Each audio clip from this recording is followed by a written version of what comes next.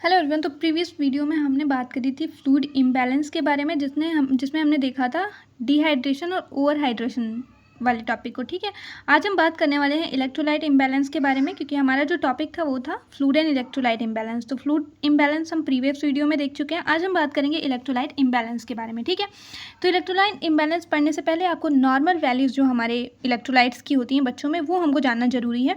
तो देखिए, जो सीरम सोडियम होता है हमारा, ठीक है, उसकी जो नॉर्मल वैल्यू होती है 135 to 145 milliequivalent per litre होती है, और इन मिलीमोल पर लीटर भी 135 टू 145 मिलीमोल पर लीटर होती है। ठीक है, बाकी ठीक है, पोटेशियम की देख लेते हैं। तो पोटेशियम की जो वैल्यू होती है, नॉर्मल वैल्यू होती है 3.5 to 5.1 milliequivalent per litre होती है, and same in millimole per litre. ठीक है, क्लोरीन की भी सेम होती है 98 to 106 milliequivalent per litre, और सेम होती है आपकी in millimole per litre, right. फिर मैग्नीशियम की कैल्शियम की देख लेते हैं। तो 9 टू 11 mg पर DL होती है, और इन अगर मिलीमोल पर लीटर में देखें तो 2.2 टू 2.5 मिलीमोल पर लीटर होती है। मैग्नीशियम की बात कर लेते हैं तो 1.6 टू 2.6 mg पर DL होता है, और मिलीमोल में 0.7 टू 1.1 होता है। ठीक है, फॉस्फोरस की बात कर लेते हैं तो 2.7 टू 4.5 mg पर DL होता है। अगर मिलीमोल पर लीटर की बात करें तो 0.1 टू 1.5 मिलीमोल पर लीटर होता है हमारे फॉस्फोरस का वैल्यू। ठीक है, तो ये आपको ध्यान रखना है, जिससे कि आपको इम्बैलेंस जब होगा तो उसकी वैल्यू आप ठीक से डिसाइड कर सकते हैं कि नॉर्मल है या नॉर्मल से ज़्यादा है, कम है, क्या हुआ है। ठीक है, डेफिनेशन की बात कर लेते हैं। तो क्या होता है कि अगर सीरम लेवल एक या एक से ज़्यादा इलेक्ट्रोलाइट्स का इंक्रीज़ करता है या डिक्रीज़ करता है नॉर्मल लेवल से, तो उसको हम इलेक्ट्रोलाइट इम्बैलेंस बोलते हैं। ठीक है, टाइप ऑफ इलेक्ट्रोलाइट इम्बैलेंस में क्या देख लीजिए, थोड़ा सा बता देखिए, थोड़ा सा बता रही हूँ मैं। एक तो सोडियम की, अगर सोडियम का अमाउंट आपका डिक्रीज़ करेगा तो उसको हाइपोनाइट्रीमिया बोलेंगे, अगर इंक्रीज़ करता है तो हाइपरनाइट्रीमिया। नॉर्मल से अगर कम होगा तो हाइपोनाइट्रीमिया, और अगर नॉर्मल से ज़्यादा होगा तो हाइपरनाइट्रीमिया। ठीक है, ऐसे ही पोटेशियम का आपका अगर नॉर्मल लेवल से डिक्रीज़ हो रहा है, यानी कि नॉर्मल लेवल से कम है, तो हाइपो कैलीमिया बोलते हैं, अगर नॉर्मल से ज़्यादा है तो हाइपर कैलीमिया। ऐसे ही मैग्नीशियम की बात कर लेते हैं तो हाइपोमैग्नीसीमिया बोलते हैं जब नॉर्मल से कम होता है, और हाइपर मैग्नीसीमिया बोलते हैं नॉर्मल से ज़्यादा होता है। ठीक है, ऐसे ही कैल्शियम अगर नॉर्मल से कम होता है तो उसको हाइपोकैल्सीमिया, अगर नॉर्मल से ज़्यादा है तो हाइपर कैल्सीमिया। ठीक है, तो ये बात समझ में आई। हम सबसे पहले बात करेंगे हाइपो और हाइपर नाइट्रीमिया के बारे में। ठीक है, तो देखिए, एक कंपैरेटिव स्टडी करेंगे तो हमें पता है कि जो हमारा सोडियम होता है, ठीक है, यानी कि जो सीरम सोडियम लेवल होता है, उसका नॉर्मल वैल्यू आपका 135 टू 145 mg पर DL होता है। ठीक है, मिलीमोल पर लीटर में भी ऐसे ही होता है। तो देखिए, हाइपोनाइट्रीमिया कब यहाँ पे बोल रहे हैं, जब सीरम सोडियम लेवल अगर 135 से नीचे जाता है बच्चों के केस में, और 133 मिलीमोल पर लीटर से जाता है न्यूबॉर्न के केस में, तब हम उसको हाइपोनाइट्रीमिया बोल देते हैं। और हाइपरनाइट्रीमिया कब बोल रहे हैं, जब सीरम सोडियम लेवल आपका 148 से ऊपर जा रहा है चिल्ड्रन में, और 146 मिलीमोल पर लीटर से ऊपर जा रहा है इन न्यूबॉर्न में, तो उसको हाइपरनाइट्रीमिया बोल रहे हैं। ठीक है, तो ये आपने ध्यान रखना है, 135 आपके चिल्ड्रन में अगर कम होगा तो उसको हाइपोनाइट्रीमिया, लेकिन 133 न्यूबॉर्न में होना चाहिए। ठीक है, ऐसे ही यहाँ पे हाइपरनाइट्रीमिया में 145 से अबव जा रहा है चिल्ड्रन के केस में, 146 से अबव जा रहा है न्यूबॉर्न के केस में। ठीक है, कॉजेज़ क्या क्या हो सकते हैं, तो देखिए, सबसे पहले हाइपोनाइट्रीमिया की बात कर लेते हैं। तो इसमें हाइपोवोलेमिक हाइपरनाइट्रीमिया हो सकता है, जिसकी वजह से, मतलब किसकी वजह से हुआ है, तो ऑस्मोटिक डायूरेसिस की वजह से हो सकता है। एड्रेनल ग्लैंड की इनसफिशियंसी हुई है, ये एड्रेनल ग्लैंड ने कम हार्मोन प्रोड्यूस किया है, तो उसकी वजह से होती है, क्योंकि एड्रेनल जो हमारा ADH को क्या करता है, प्रोड्यूस करता है, जिसकी वजह से हमारा वाटर बैलेंस बना रहता है, तो उसकी वजह से भी ये हो सकता है।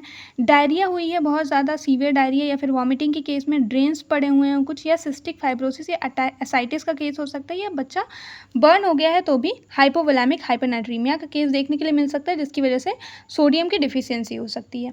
फिर नॉर्मोवोलेमिक हाइपोनाइट्रीमिया का क्या मतलब है कि सिंड्रोम अगर इनअप्रोप्रिएट एंटीडायरेटिक हार्मोन का यूज़ किया गया है। ठीक है, अगर सिंड्रोम ऑफ क्या inappropriate anti diuretic hormone secretion है, मेनिंजाइटिस है, बच्चे को कोई ट्यूमर है, सीवियर अस्थमा हो रखा है, न्यूमोनिया का केस है, पोस्ट ऑपरेटिव पीरियड, या फिर हाइपोथायराइड है, तो ये आपका नॉर्मोवोलेमिक हाइपोनाइट्रीमिया का केस हो जाएगा। हाइपोवोलेमिक हाइपोनाइट्रीमिया से क्या समझते हो आप, अगर कंजस्टिव हार्ट फेलियर हो गया बच्चे को, तो ये कंडीशन डेवलप होगी, हाइपोवोलेमिक हाइपोनाइट्रीमिया।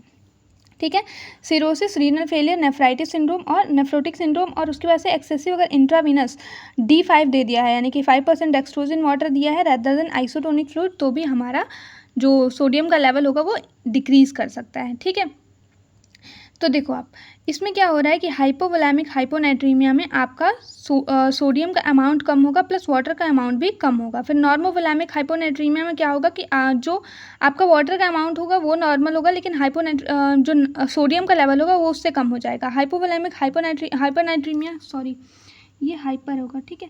हाइपरनाइट्रीमिया के केस में क्या होता है कि यहाँ पे वाटर की डिफिशियंसी पर यहाँ पे सोडियम की इंटेक ज़्यादा हो जाएगी, ठीक है। तो उसको हाइपोनाइट्रीमिया के केस, सॉरी यहाँ पे हाइपर नाइट्रीमिया है, यहाँ पे आपका हाइपर वोलेमिक होगा, ठीक है। यानी कि फ्लूइड कंटेंट ज़्यादा है पर सोडियम आपका कम पाया जाएगा, ठीक है। यहाँ पे थोड़ी सी गलती हो गई, ये हाइपोनाइट्रीमिक ही होगा, ठीक है। यानी कि आपका जो फ्लूइड लेवल है वो इंक्रीज़ कर रहा है पर सोडियम का लेवल यहाँ पे डिक्रीज़ कर रहा है, क्योंकि हाइपोनाइट्रीमिक का केस है, ठीक है। फिर हाइपरनाइट्रीमिया की बात कर लेते हैं, तो यहाँ पे हाइपोटोनिक लॉस हुआ है। अगर जैसे कि मान लीजिए डायबिटीज़ इंसिपिडस हुआ है, जिसकी वजह से वाटर बहुत ज़्यादा निकल गया है और इसकी वजह से आपका सोडियम का लेवल बढ़ रहा है, यानी कि एक नॉर्मल प्रोपोर्शन में होना चाहिए, लेकिन क्या हुआ है कि वाटर बहुत ज़्यादा निकल जाने की वजह से इलेक्ट्रोलाइट का आपका इंक्रीमेंट देखने के लिए मिल रहा है। डायरिया या वॉमिटिंग हुई है बिना फ्लूइड रिप्लेसमेंट के, एक्सेसिव स्वेटिंग हुई है, फ्लूइड सॉल्यूट इंटेक किया गया है विदाउट एडिक्वेट वाटर, तो ये चीज़ देखने के लिए मिल सकती है।